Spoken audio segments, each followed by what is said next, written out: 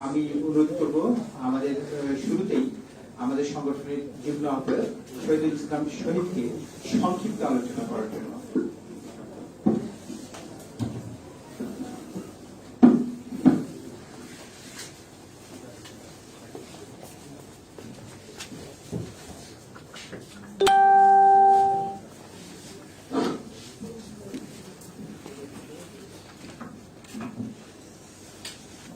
ধন্যবাদ বলুন ভাই।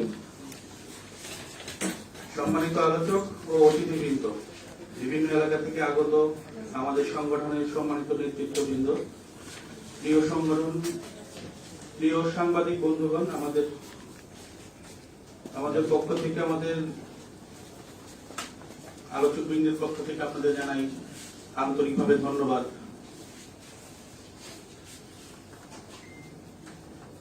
প্রাকৃতিক এই দুর্যোগের মধ্য দিয়েও আপনারা সবাই কষ্ট করে এই মত বিনিময় সবাই উপস্থিত হওয়ার জন্য আপনাদের সবাইকে আমাদের সংগঠনের পক্ষ থেকে ধন্যবাদ ও কৃতজ্ঞতা প্রকাশ করছি। গত 1 বছর যাবৎ এই সেক্টরে কর্মরত 40 লক্ষ মানুষের অধিকার আদায়ে কাজ করছি আমরা।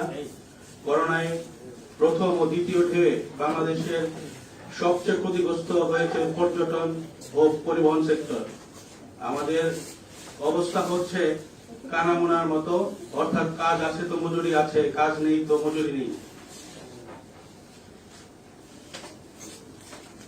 করোনার প্রথম ঢেউয়ে 5 মাস এবং দ্বিতীয় ঢেউয়ে 3 মাস চলছে। এই সময়কালে আমরা কিভাবে পরিবার পরিজন নিয়ে বিনা বেতনে চলছি তা দেখার কেউ নেই। আমরা গত বছর 19 জুন জাতীয় প্রেস ক্লাবের সামনে সমাবেশ থেকে সেই সময় বাজেটের পর্যটন কর্মীদের জন্য রেশন ও নগদ সহায়তার দাবি জানিয়েছিলাম এবং বাংলাদেশ সরকারের কাছে আমাদের তালিকা জমা দিয়েছিলাম, কিন্তু সরকারের পক্ষ থেকে আমাদের কোনো সহযোগিতা ও বরাদ্দ পাইনি। গত বছর করোনার আঘাতে লাখ লাখ পর্যটন কর্মী কাজ হারিয়েছে, হাজার হাজার শ্রমিক কর্মচারী ছাঁটাই হয়েছে এবং বিনা বেতনে অনেকে এখন পর্যন্ত কাজ করে যাচ্ছে।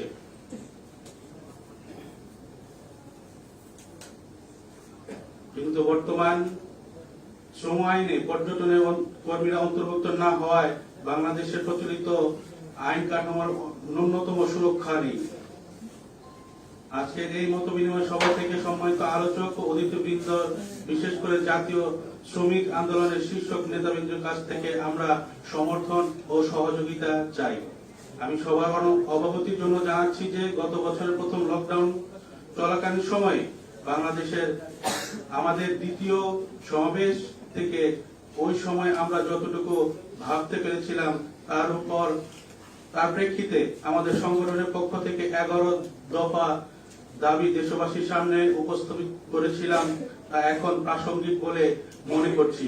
এখন সেই 11 দফা আমরা পুনরায় উত্থাপন করছি। 1. করোনাকালে পর্যটন শিল্পের শ্রমিকদের কাজ ও ন্যায্য মজুরি নিশ্চিত করো। 2. করোনাকালে শ্রমিক ছাঁটাই ও বেতন কর্তন চলবে না। 3. শ্রমিক কর্মচারীদের নিয়োগ পত্র প্রদানের বিধান পর্যটন শিল্পে বাস্তবায়ন করো। 4. পর্যটন শিল্পের খাদ্য নিশ্চয়তা, আর্মি পুলিশের মতো রেশন ব্যবস্থা করো। 5. পর্যটন শ্রমিকদের বিনামূল্যে করোনা পরীক্ষা, স্বাস্থ্য বীমা, চিকিৎসা নিশ্চিত করো। 6. করোনা আক্রান্ত পর্যটন শিল্পে শ্রমিকদের মৃত্যুতে সর্বোচ্চ ক্ষতিপূরণ দিতে হবে। 7. করোনা আক্রান্ত পর্যটন শ্রমিকদের চিকিৎসার দায়িত্ব মালিক এবং সরকারকে নিতে হবে। 8. পর্যটন শ্রমিকদের সংগঠন করা ও দর কষাকষির অবাধ অধিকার নিশ্চিত করতে হবে। 9.